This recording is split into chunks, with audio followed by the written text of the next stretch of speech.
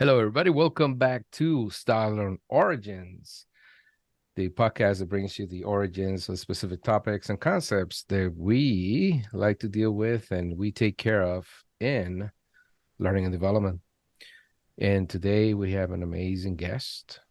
It's an awesome episode, too. This lady is, for lack of a better word, fired. I would describe that as an element to describe her. She is a leader in the industry. She's also part of illustrious organizations in the industry as well.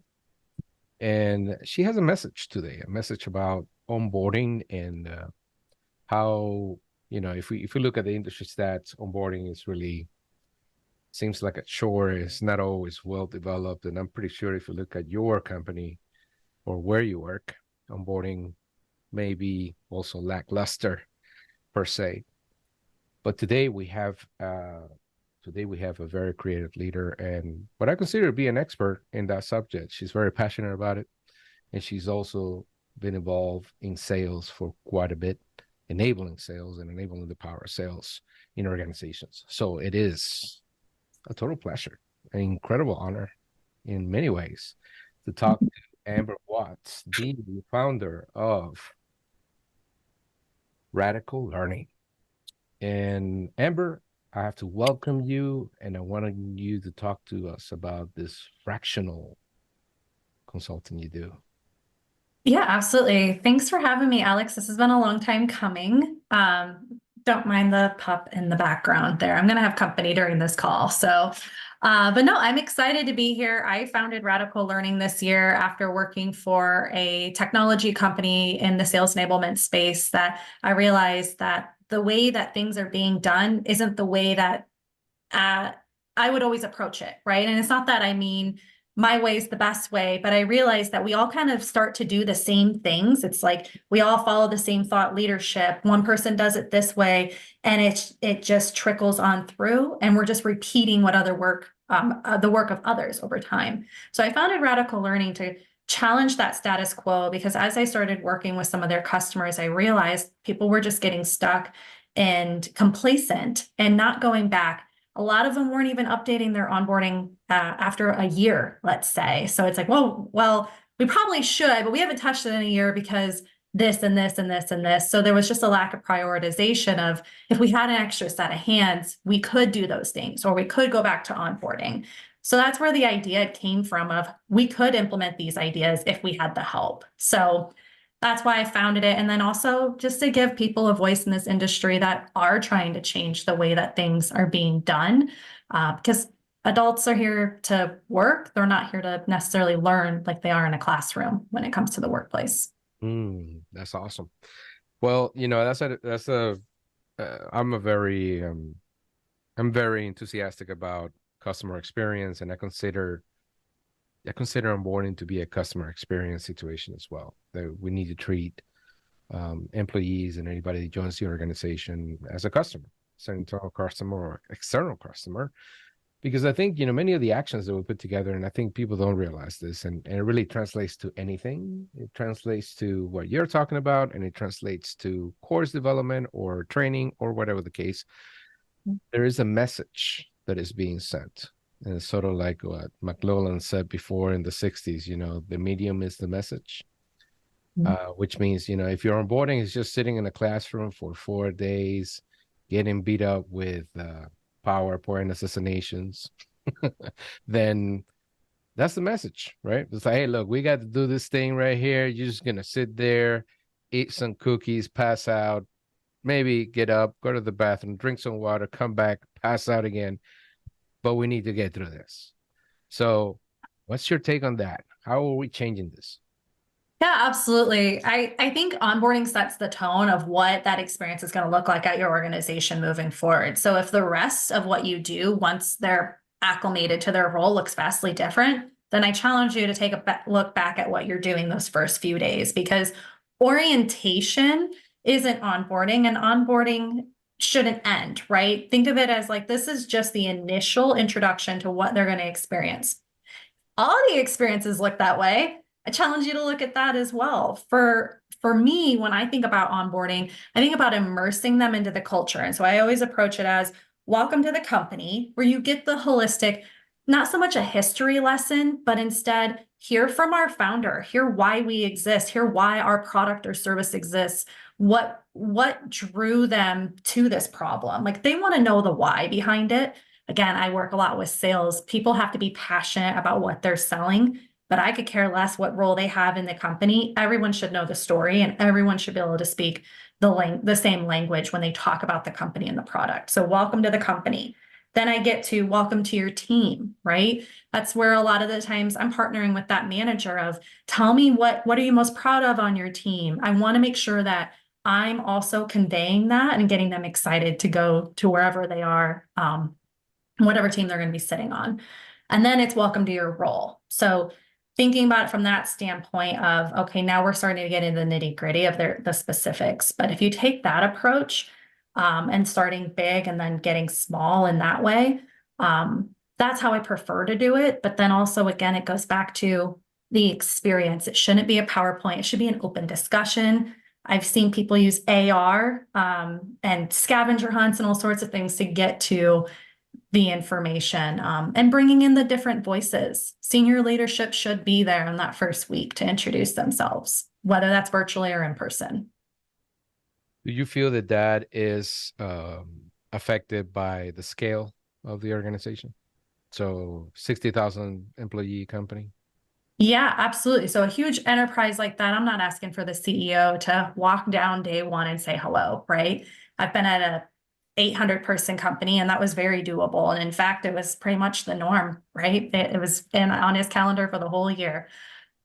At a company that large, no, I would say senior leadership depends, right? Maybe it's the CRO or the VP of sales, or it's the director of operations. It depends on the matrix, but somebody who's in a more senior role should be there to show, like, as a company, we care from the top down about your development. And that sets the tone for what moves forward.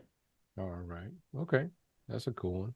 And you mentioned AR. I actually I have an experience with that. I created a guided tour using augmented reality back in 2016, Mhm. and that gave me the award. That's why I'm award winning. I'm an award winning designer because I won the Learning Champion Award by eLearn magazine. I love that. Humble brag. Anyway, so what do you think? It's time to get, this is Styler Origins. So we're getting into the origins now, what we're talking about. What do you think this all comes from? From where are we needing, or when do you think this started? This whole onboarding, the notion of onboarding I'm assuming it's an HR practice, right? Yeah, so I look at HR or at onboarding as, yes, HR has their role. And I used the word orientation earlier. I Okay. think that's more HR's role, right? Making sure that the compliance pieces are there, the company core values, the mission and vision, those types of things HR owns. But thinking past that, because that information is great. It's nice to know. You feel welcome to the company, but that doesn't help you do your job, right? So I actually look at onboarding more as an everboarding approach. And I see a lot of it out there right now of people thinking that they're two separate programs, that everboarding exists after onboarding ends. And I challenge that thinking with no, onboarding lives within everboarding, because if you present it that way, you're just continuing the problem of, well, onboarding's over. Why do I have to keep coming back? Right. I see things like graduation ceremonies. I used to do them. We used to have a huge celebration. Again, CEO was invited. It was a big deal. People got college credit at the end of our onboarding program for completing it. It was a big deal. But what we were doing was we were saying, hey, you're done. You're ready to walk the world alone. Oh, wait, hold on. We want you to keep coming back. You need to come back for this. You need to come back for this. Because we were seeing some of that skill regression that's really just typical with any role, especially mid-level type sales roles. So I instituted a new program where we got rid of that graduation. We said no. So like here for a company that I work with, for example, they get a call sign when they get their first sale. They don't graduate. They get welcome to the team because we have a Top Gun type theme going on. I love it. It sits well. Everybody gets their own unique one. I go through and I will design that for every single person. But when you take out those ceremonies where you say you're done, or that certification that says, oh, you're an expert, because nobody's an expert after being onboarded, right? But if we take that approach of passing the baton to the manager and saying, hey, manager, here are the milestones that they need to be achieving along the way. Here's what that coaching conversation is going to sound like. Here's what you need to look for to know if they're on track. Because a lot of managers may hire one person a year. Like, we still have to have that system type approach in place and keep the onboarding continuing. And that looks different for everyone. There's no set number of days of how long onboarding should last. Sounds good. Okay, like that. One of the things I mentioned before, because you and I have been kind of close to sales teams. I think you obviously have more direct contact. I've done a few stints here and there. I love sales. I think is sales to me is always a human endeavor, is psychological, is strategic. So I love those things because I love marketing. And you run your own business. I run my own business, so you know how it goes, right? When you run your own business, you're pretty much the chief marketing officer, the CEO, the pretty much anything. So I noticed that I think in one post on LinkedIn we were chatting across, and I thought about this, and I said, what I wrote back was like, I've never been to an onboarding program where the organization has asked me for input as to how I should be onboarded. And I think that's super important. I think because here's a guy, I had a bunch of jobs already in large Fortune 100 companies. Yep. 150,000 employees, 40,000. I know what onboarding is, and I'm in learning and development. So, I mean, you know what I mean? Like, what else? So we're coming with some expectations, but I think if you get feedback from the oncoming professional, then you're able to gauge, right, whether this person is experienced, not experienced, and what is it they need. From my perspective, I don't need to be sitting there, you explaining to me mission and vision. I have 2 master's degrees. I know how to read, you know what I mean? So it's like, where are the resources? Let me get the resources. Who's got the info? Who can I talk to? Right. And I think obviously, if we look at that, you also got to tier it, right? Because if you're dealing with managers versus individual contributors, or hourly versus salary employees, there's some nuance in that. So what's your take on all of that? Well, I love that you brought that up, because what you're describing is, well, that's how we should be treating adults in the workplace, where they're not in a classroom, right? Because you're asking them for their input and what they need out of it. Because a lot of those people are coming in with different life experiences, work or professional experiences. And we have to appreciate that. There's a reason these people were hired, right? They brought something to the organization. So I actually am working with a customer right now, and one of the things that we're doing is we're piloting an out of the box type onboarding program. And what it requires is a train the trainer type approach, because the company, it's not, their onboarding is not centralized. It's done at each individual location. And so for that reason, there's a lot of inconsistency, right? But one of the things that we're saying up front is, okay, we're going to make sure that anybody who's conducting onboarding, one of the very first things they do is they start with what is like ground rules, right? It's like conducting any sort of training. Any professional facilitator will tell you is first to establish ground rules. But we're flipping it and we're saying, what do you need? What do you expect from us? What do you need in order to do your job? But a lot of people don't know necessarily that piece yet. So it's important to ask it again later. Do you feel that you have the tools, the resources, the knowledge, whatever it is, in order to go act right now? But flipping that on them. So what I find in the past when I've done it is, we'll do a fun icebreaker. Like, if you're going to survive the zombie apocalypse, who do you want on your team? Whatever it may be, right? You really get to know people when you start asking questions like that, instead of like, where are you from? And what are your pets' names? But we'll ask a question like that. But then we get into, what are you expecting out of us? Like, how do you learn best, or when do you feel at your best, and really understanding that, and then saying, okay, now here are my expectations. And a lot of times I feel that they align. Things that they ask for is like respect and patience, give people want feedback, that type of thing. So I then say, okay, these are my expectations. And number one, it's respect and compassion for the other people in this room, because we all learn in different ways and at different speeds. But so some of that camaraderie. And then we talk about organization expectations too. Mm, So nice. And so, you know, that we gotta touch on a little bit on that because I think it's an interesting point that you bring up. But a couple of things. Are you familiar with the movement known as the training within industry? no, I don't think so. So in 1940, when we started World War II, there was an emergency program set up by the government called Training Within Industry, and kind of set up of it built on the foundation of principles that we follow pretty much today in training and development. And out of that program, it lasted 5 years. It was a complete success because it was basically a trainer program, and it became a trainer program. But it generated three methods, or what it was known as J methods. So J methods, one was for instruction, which is basically training people, how to train people. At that time, it was called how to put it over. And then there are two others, the methods, the actual methods, job methods. So that was more like processes. And then the job relations method. So the job relations method has some steps in there, which I think is interesting because I think it will align well to designing any type of onboarding program.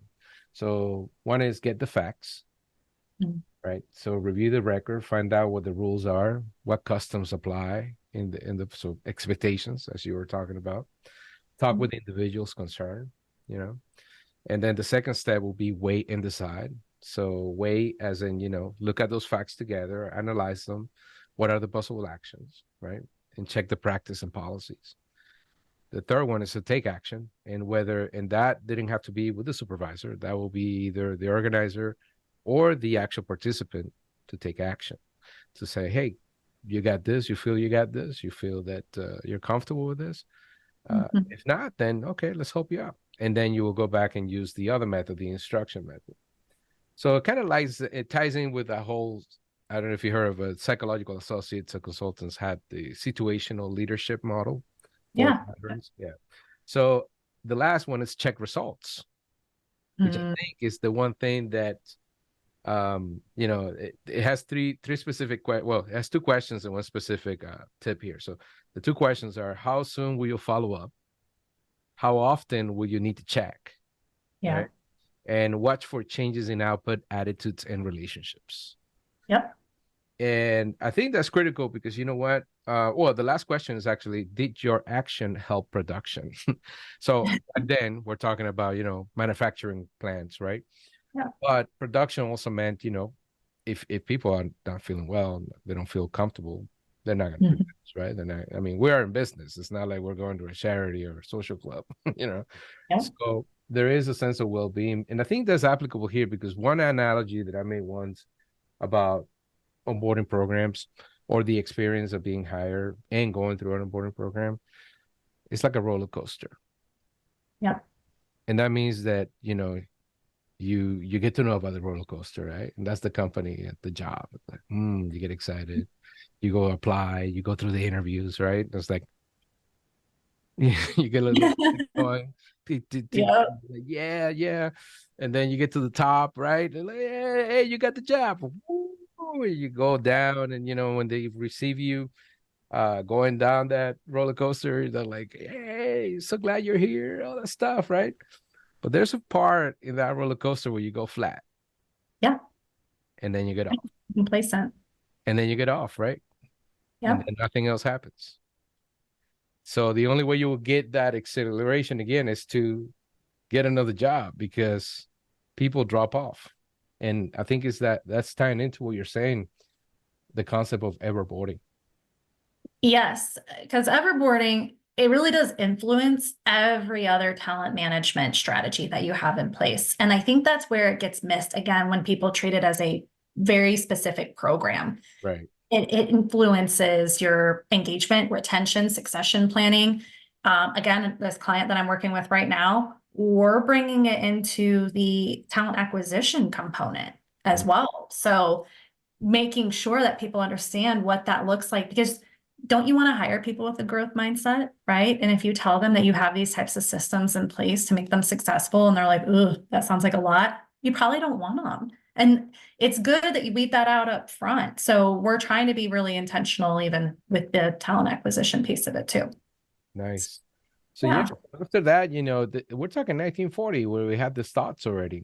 And I don't know what happened in between, but uh we have I looked at some other things out there, and there's some good comments about how all of this also plays out. There's a lot of good literature on marketing, for example. So like in corporate, product management, right? Because you have a product and you have to bring your customers in. So it's sort of like a onboarding. I think people should look at that, right? So the onboarding of a customer, there's a cycle explained there that is interesting. And people should look at that because it's not I think it was described as a guided initiative.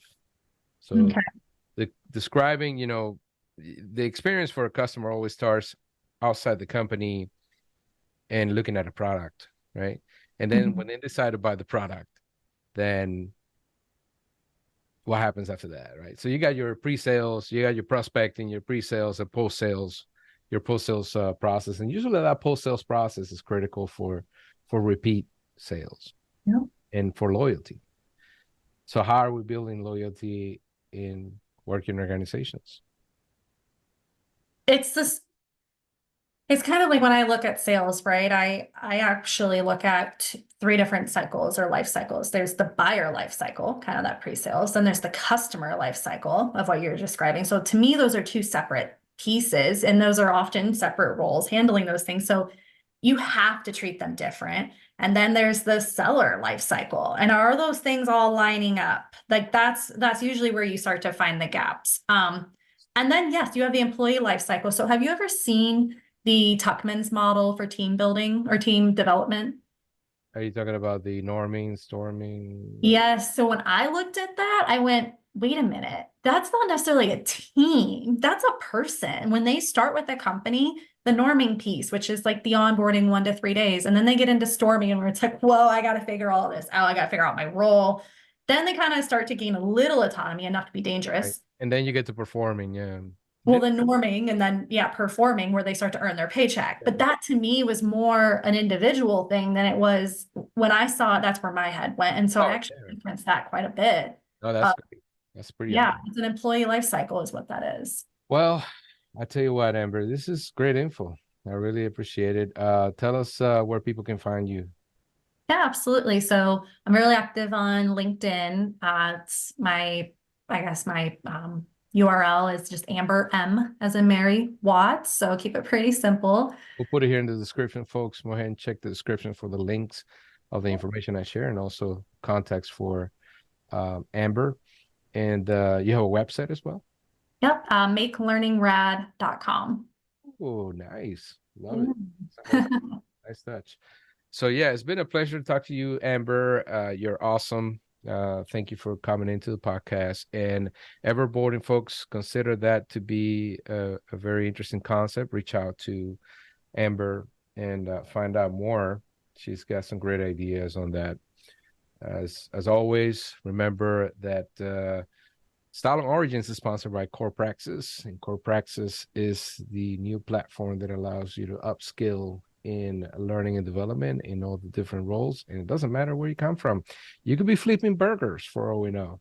That program is there and it will take you through the steps so you can be earning as well as many other professionals in the industry. Amber Watts, thank you again from Radical Learning. And this has been the episode on onboarding and the new concept of Everboarding.